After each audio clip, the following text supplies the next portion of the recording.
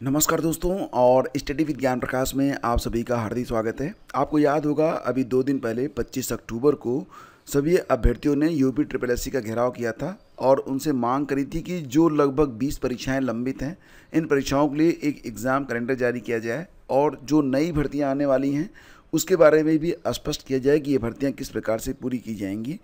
तो उसी से संबंधित ये एक बड़ी खबर है कि वर्ष 2022 और 2023 में जो लगभग 20 विज्ञापन जारी किए गए थे, इनकी परीक्षाएं अब आयोग नवंबर में कह रहा है कि वो एक एग्ज़ाम कैलेंडर जारी करेगा और तब तक हम परीक्षा संस्था का चयन कर लेंगे।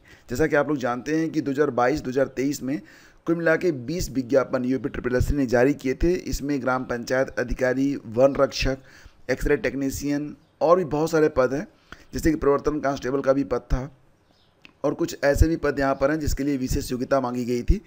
तो इन सभी पदों को भरने के लिए अभी परीक्षा जो है वो जो नई एसओपी जारी हुई है उसी के मुताबिक कराई जाएगी और यहाँ पर ये कहा जा रहा है कि नवंबर तक परीक्षा कराने वाली जो संस्था है उसका चयन कर लिया जाएगा।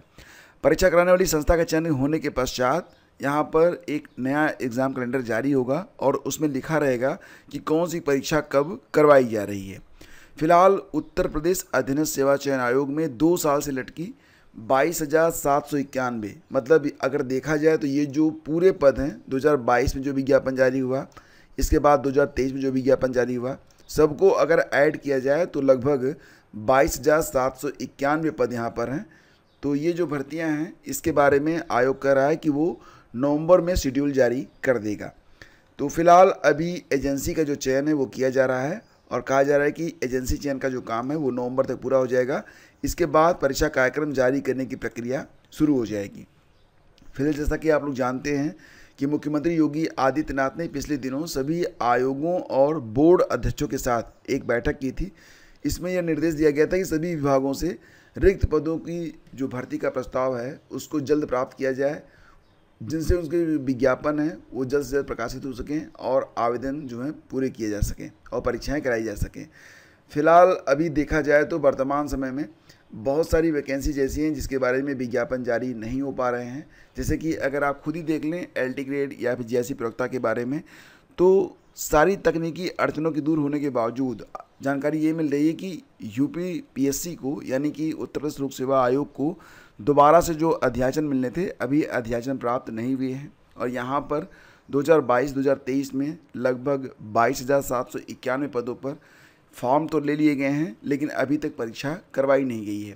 फिलहाल यूपी ट्रिपल एससी में जो एजेंसियां परीक्षा करवाती थी तो दागी एजेंसियों को बाहर कर दिया गया है और अब नई एजेंसियों का चयन किया जा रहा है और कहा जा रहा है कि इनके चयन का काम जो है नवंबर तक पूरा हो जाएगा। इसके तुरंत बाद परीक्षा कार्यक्रम यानी कि एग्ज़ाम कैलेंडर जारी किया जाएगा। तो ये एक न्यूज़ है यूपी ट्रिपल एससी की भर्तियों से संबंधित। इसी क्रम में फ्रेंड्स आगे बढ़ते हैं तो देखो डीएलएड में आवेदन की जो प्रक्रिया है पूरी हो चुकी है। पूरे प्रदेश में कुल मिला के जो डीएलएड के लिए सीटें हैं 2,31,000 हैं और इस बार जो आवेदन आए हैं वो अच्छी खासी संख्या में है। 3,25,440 अभ्यर्थियों ने इस बार आवेदन किए हैं, यानी कि जो लो मेरिट के अभ्यर्थी होंगे डेफिनेटली उनका बाहर होना यहाँ पर तय है। काउंसलिंग का जो कार्यक्रम है ये अभी जारी नहीं किया गया है, अभी काउंसलिंग जो है होने में विलम्ब होगा।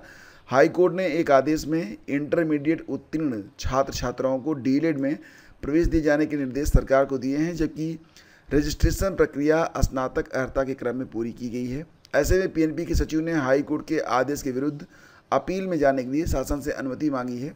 अनुमति मिलने पर अपील दाखिल की जाएगी। इसके अनुरूप स्थगन मिलने के उपरांत डीएलएड में प्रवेश के लिए काउंसलिंग कार्यक्रम जो है जारी किया जाएगा। इसी के चलते अभी काउंसलिंग का नया कार्यक्रम जारी नहीं किया गया है। और देखो यहाँ पर अगर बात करें, अभी 2 दिन पहले मैंने आप लोगों से कहा था कि अगर आप टीजीटी पीजीटी का फॉर्म भरते हैं और शिक्षक भर्ती के लिए अगर आप तैयारी कर रहे हैं तो दोस्तों इसे आप अपना अंतिम अवसर मान के चलें। इसके पीछे मुख्य वजह यही थी कि एक तो उत्तर प्रदेश में शिक्षक भर्ती हो या कोई भी भर्ती हो, इसके नियमित आने की कोई भी संभावना नहीं होती कि इस साल ये भर्ती आई है तो अगली बार ये भर्ती कब आएगी, तो ये तो कुछ तय नहीं होता है। दूसरी बात ये भी होती है कि भर्ती प्रक्रिया इतनी स्लो है कि हो सकता है कि इस बार आप फॉर्म भर पाएँ, अगली बार जब आप फॉर्म भरें तो आपकी परिस्थितियां इस लायक ही ना रहें कि आप परीक्षा दे पाएँ, पढ़ पाएँ, या हो सकता है तब तक आप ओवर एज इतने ज़्यादा हो जाएं कि आप जब आपको बुलावा आए कि चलो भाई परीक्षा दे लो, तो उसमें आपकी उम्र इतनी ज़्यादा हो कि आप खुद ही कहें कि छोड़ो यार अब क्या। जैसे कि यहाँ पर देखो, ये जो न्यूज़ है ये 2011 में एक टीजीटी पीजीटी के लिए भर्ती जारी हुई थी। उसमें टीजीटी जीव विज्ञान के लिए विज्ञापन जारी हुआ था 2011 में। हालांकि जब ये विज्ञापन जारी हुआ था तभी से विवादों में रहा। अब आप सोचो कि 2011 के बाद लगभग 13 साल का समय बीत चुका है और ये भर्ती अभी तक पूरी नहीं हुई है। बहुत सारे लोग जब उस समय 32 के थे, अब 45 के हो चुके हैं, तो उनकी उम्र जो है तो फिलहाल तो निकल गई। और 13 साल बहुत मायने रखता है। बहुत सारे लोग तो मात्र 15 साल ही जॉब ही कर पाते हैं। जैसे कि अगर मान लो किसी का चयन 45 साल का अवस्था में हो तो 12 13 साल 15 साल ही जॉब कर पाता है। तो बहुत मायने रखता है ये कि आप कितने समय जॉब में रहते हैं, क्योंकि प्रमोशन वगैरह भी प्रभावित होते हैं इससे।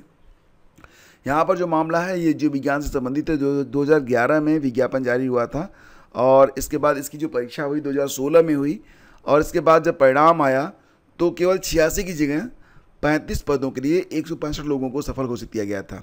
खैर यहाँ तक तो जो था सो था, लेकिन अभी इस पर जो अंतिम चयन के लिए इंटरव्यू कराने की जिम्मेदारी है, कोर्ट के आदेश के बावजूद अभी तक इसका इंटरव्यू हो नहीं पाया है।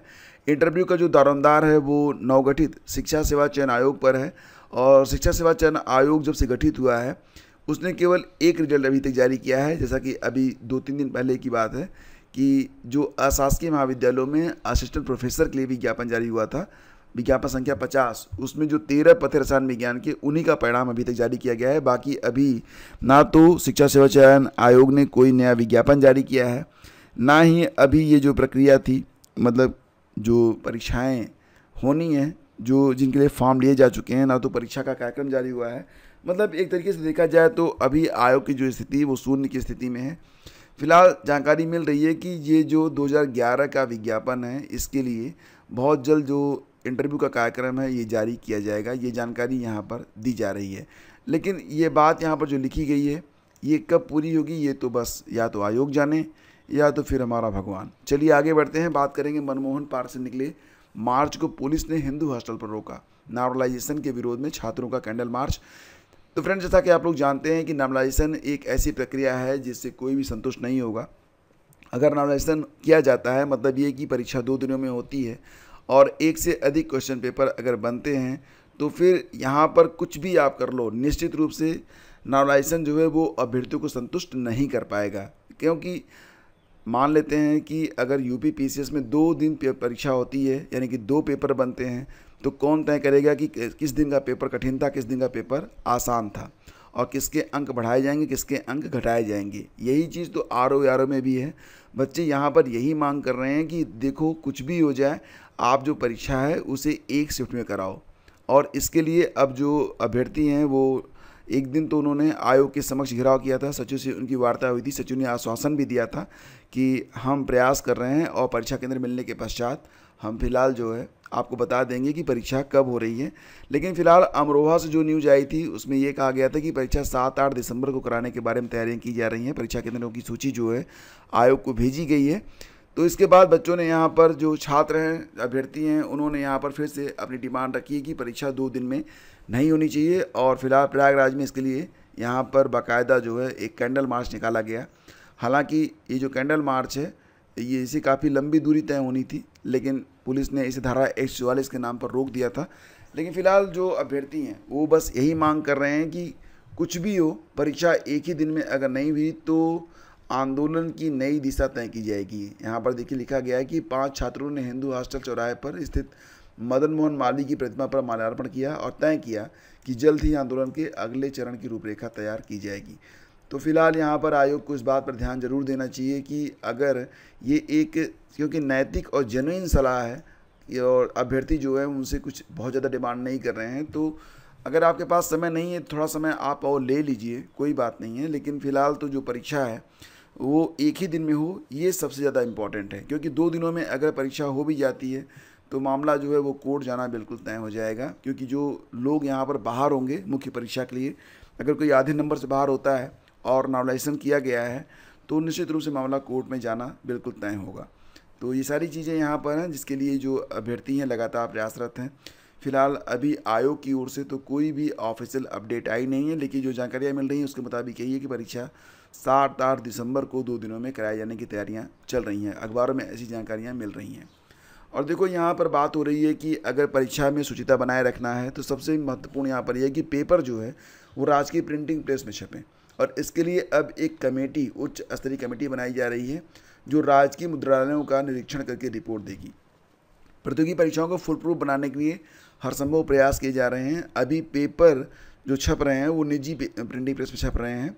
तो उच्च स्तर पर हुए विचार विमर्श के बाद यह निष्कर्ष निकला है कि अगर पेपर राजकीय प्रिंटिंग प्रेस में ही छपवाए जाएँ तो लीक होने की समस्या पर काफ़ी हद पर काबू पाया जाता है, जिसके लिए एक उच्च स्तरीय कमेटी यहाँ पर गठित की गई है। यूपी में लखनऊ और प्रयागराज में राजकीय प्रिंटिंग प्रेस हैं। हाल ही में शासन स्तर पर उद्योग, PWD, गृह विभाग, उत्तर प्रदेश राज्य लोक सेवा आयोग और उत्तर प्रदेश अधीनस्थ सेवा चयन आयोग के अधिकारियों की संयुक्त बैठक हुई है। इनमें तय हुआ कि इन विभागों की एक संयुक्त कमेटी बनाई जाए जो लखनऊ और प्रयागराज की राजकीय प्रिंटिंग प्रेस का मुआयना करें, साथ ही रिपोर्ट दें कि यह व्यवस्था लागू करने में कौन कौन से कदम उठाए जाने जरूरी हैं। तो देखो, फिलहाल तो राजकीय प्रिंटिंग प्रेस में अगर पेपर छपने लग जाएँ तो आधी समस्या का समाधान तो यूँ ही हो जाएगा, क्योंकि उसके बाद देखो जैसे बजट होता है ना, वो राजकीय प्रिंटिंग प्रेस में छपता है तो फिलहाल तो लीक होता ही नहीं है, तो लीकेज की समस्या यहाँ पर बंद हो सकती है। देखो यहाँ पर UPSSC ने एक्सरे तकनीशियन का जो परिणाम है उसको जारी कर दिया है और इसका जो परिणाम है फिलहाल ऑफिशियल वेबसाइट पर है। एक्सरे टेक्नीशियन के लिए 52 पदों पर हुई भर्ती का अंतिम परिणाम जारी कर दिया गया है। UPSSC के द्वारा 52 पदों के सापेक्ष 52 लोगों को चयनित किया गया है। तो रिजल्ट जो है वो अभ्यर्थी जो है ऑफिशियल वेबसाइट पर जाकर देख सकते हैं। तो फ्रेंड, जैसा कि आप लोगों ने देखा कि अब आपके पास समय बहुत कम बचा हुआ है, अक्टूबर बीतने को है और आगे 2-3 दिन दिवाली है, तो आप बहुत अधिक व्यस्त रहेंगे। लेकिन फ़िलहाल आपके पास नवंबर मात्र बचा हुआ है और दिसंबर में CTT की भी परीक्षा है, जैसे कि UPPCS और RO की परीक्षा है। UPTT के बारे में तो क्या ही कहें, अभी तो कुछ क्लियर ही नहीं है और ये भी लग रहा है कि 2024 में UPTT हो नहीं पाएगी। तो फिलहाल कई सारी परीक्षाएं जो कि दिसंबर में प्रस्तावित है और साथ ही साथ BPSC 17वीं BPSC यानी कि बिहार PCS की परीक्षा भी 13 दिसंबर को होने जा रही है। तो करंट अफेयर बहुत इंपॉर्टेंट है। करंट अफेयर के लिए अगर आप लोगों ने अपनी तैयारी अच्छी रखी है तो बहुत अच्छी बात है, नहीं तो थोड़ा सा समय जो आपके पास है, प्रतिदिन 1.5 से 2 घंटे आप लोग करंट पढ़िए। और करंट के लिए आपको हर महीने का जो जिस्ट है वो इस चैनल पर जल्दी अपलोड कर दिया जाएगा, तो आप लोग उसको भी देखते रहिएगा। और शीघ्र ही मिलते हैं आपसे अगले वीडियो में। अगर करंट अफेयर की PDF आपको चाहिए तो उसका लिंक वीडियो के डिस्क्रिप्शन में दिया गया है, आप जाकर डाउनलोड कर सकते हैं। धन्यवाद।